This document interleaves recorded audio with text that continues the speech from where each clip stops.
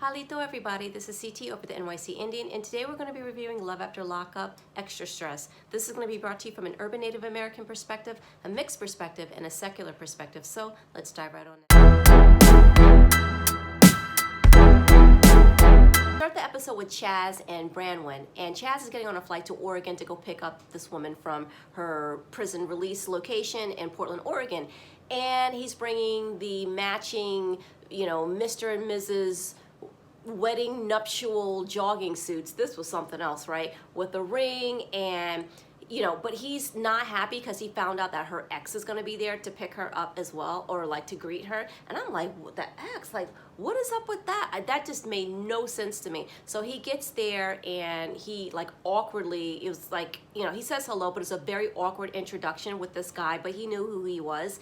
And then she comes out and listen, I gotta give it where I can give it. Branwen is not a bad looking woman, and she's tall, and I'm like, she really does look like her picture, right? And I was like, okay, she's going to drain those pockets dry, honey. There is no way you're gonna tell me she's not.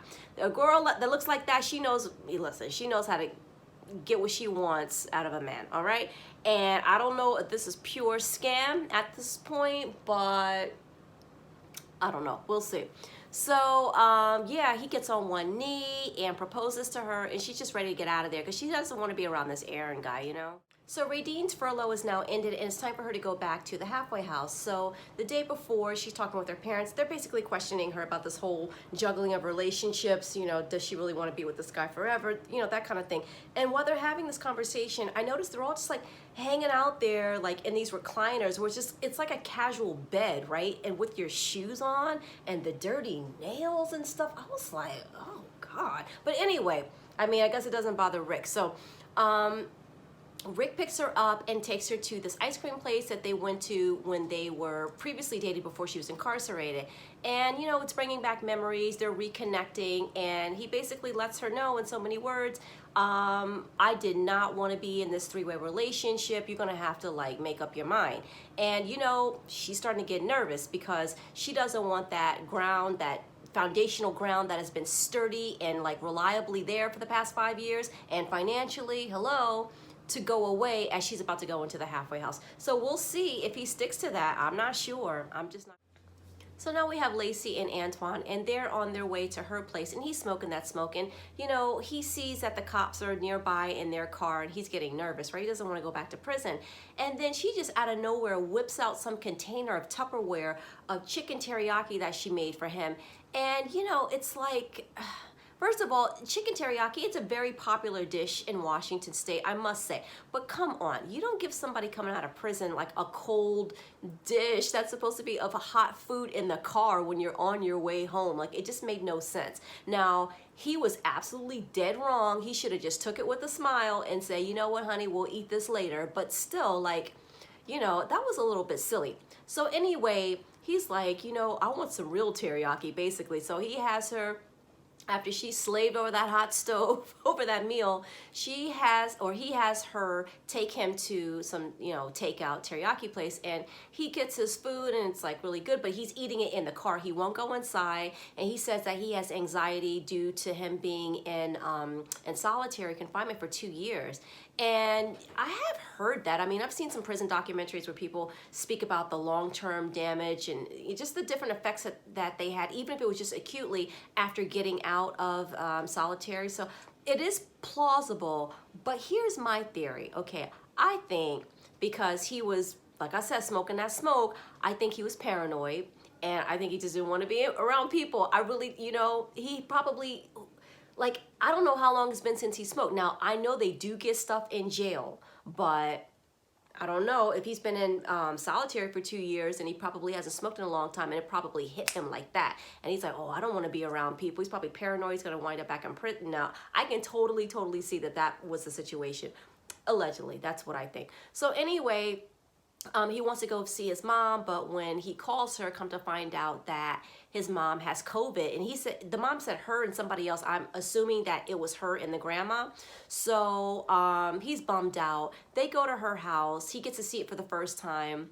And, he says, well, she's like, welcome home. And he's like, oh, well, it's a little plain, but, I guess for him it'll do. I mean, just the nerve, just the audacity. Like, he goes, well, it's better than a prison cell. I think it's a lot better than a prison cell, especially if it's clean. Then, that's probably, you need to be on your knees thanking your lucky stars that you even have that in a woman that's dumb enough to even do this for you. But anyway, so he gets on FaceTime with his mom and his grandmom and everything. And, Lacey, when she first found out that they had COVID, she was like, I'm upset about that. But, she was definitely relieved at the fact that he was not going to be around his mom, because his mom's house is party central. So she doesn't want him getting right out of prison and just like getting trashed right away.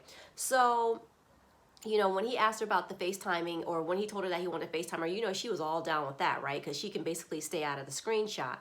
And he just was like very ungrateful. His attitude was so like, he kept calling her fool, no, fool, what you doing, fool? Like, he's talking to a prison inmate. Like, this is that process of institutionalization, or the result of it, I should say, just like not being able to adjust. And she's sitting there, she wants more, like some appreciation. She wants to see more affection. Like, it was so awkward just trying to have a conversation with him at times. It was like pulling teeth. She wanted to even toast with him when they had their glasses, and she had to drag that toast out of him. I mean, it was just like complete ungrateful. This is not, and I repeat, not going to last, okay? Lacey does not look like, to me, like she has got that much in her storage and her bandwidth to be dealing with this kind of foolishness for a long-term basis.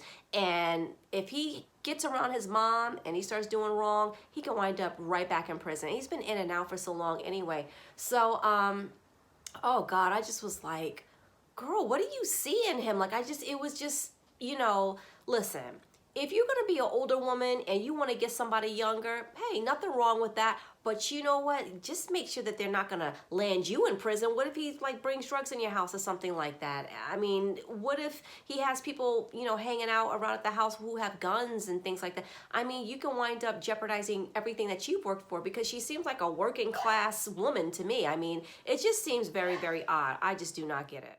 So now we're back with Kevin and Tiffany, and, he is still upset with her, but all is forgiven. He confronts her about her behavior. She apologizes, and they ride off into the sunset and they go to his house. So, he basically kind of laid out the carpet for her. He made her breakfast. He seemed to be kind of caring and everything like that, but she has no idea what he's got going on. I mean, if she's not totally stupid, she should probably know that something was going on, but maybe hopefully he's kind of cleared that out now since he's brought her home. But little does she know that that blonde hair girl is ready to come for anybody's throat that's coming for her Kevin, okay? So they seem to be like a passionate group of people. So we'll see what happens with that, but I don't know. I think there's going to wind up, I hope there's not going to be another fight, okay? Because we have seen enough women fight on this show, but it seems like it might be coming. So now we have Indy and Harry, and he's once again driving her vehicle, unlicensed, uninsured, with a violation. I mean, this is just insane. You cannot create this in a writer's room. This is just real stuff. Who else could be that stupid? I cannot believe that she would allow that. So then he takes her to their first date. An obstacle course. How romantic for a woman who's been holding it down for you in prison, right? But again, like I said, he suffers from, arrested development. He's like a little kid in his head, so he's not going to know how to plan a date anyway. So as they're leaving, Indy realizes that, or finds out that he's been texting with someone named Terry, and he's like, he doesn't want to talk about it or whatever. And he just like sits in the corner like a little kid, kind of moping, like he's been caught, just kind of like this, shaking his head and stuff like that. And Indy finally decides, okay, I'm going to get in my car and I'm going to leave. So she drives off, and next thing you know, he's with Terry. I mean, until the sun goes down and the sun goes up again. I mean, he was there the whole night. Indy didn't know where he was, but if she was smart enough, I'm sure she would have known where he was, right? And come to find out, this woman, Terry, was a supervisor in the halfway house. Like, the woman lost her job because of him. How stupid can you get? How absolutely dumb You just, I mean, this is unbelievable. So, you know, she is basically asking him about the status of the relationship with Indy, and he's like just kind of dancing around. He's avoiding the question. And, you know, she basically comes down and says, hey, you know, it's me or her. Like, you're going to have to make a decision. Well, oh, actually, she didn't even say that. I'm being generous. She said, you're just going to have to get rid of her. Just get rid of her. And I just thought to myself, like, you know, I know she already knows the situation. We already know that she knows that he has a girlfriend and that this girl moved from another state with a small child. And she's just so, like, some people, they just, you know, they're just very poor decision makers. What can you say? So Indy's driving around and, you know, feeling hurt and unsupported, and then her mom calls and she straight up lies. Now her mom can hear that something is wrong, but she's just straight up lying. And I think that, you know, I used to wonder, like, you know, why isn't her mom more involved? Because, I mean, her mom helped her move down, and, you know, she's done all this background research on Harry, and she's concerned with his gang affiliation and all this stuff. Like, how come the mom hasn't stepped in? But probably because she's just been lying to her mom. You know, oh, everything is okay. Yeah, he's all right. I'm fine. You know, and it's like, what is it going to take? Or is it going to take you getting pulled over and he has something in the car, and then, you know, you got your kid in the car, and boy, that will not be a nice chapter, because that's going to be like an episode of Cops or something. Oh my God. Where is this girl's brain? Her mom needs to just drive up. I hope Harry's sister is like secretly calling Indy's mom and letting her know what's going on so that she can come get her, because this is too much. All right, so we'll catch up next week, guys. I did miss an episode the previous week because, like I said, I'm having some work done in my house and it's just a little bit chaotic around here. So I will see you then. If you like the video, please give it a thumbs up, share, subscribe, and, you know, just take care, everybody. Stay safe, and chipi salacho.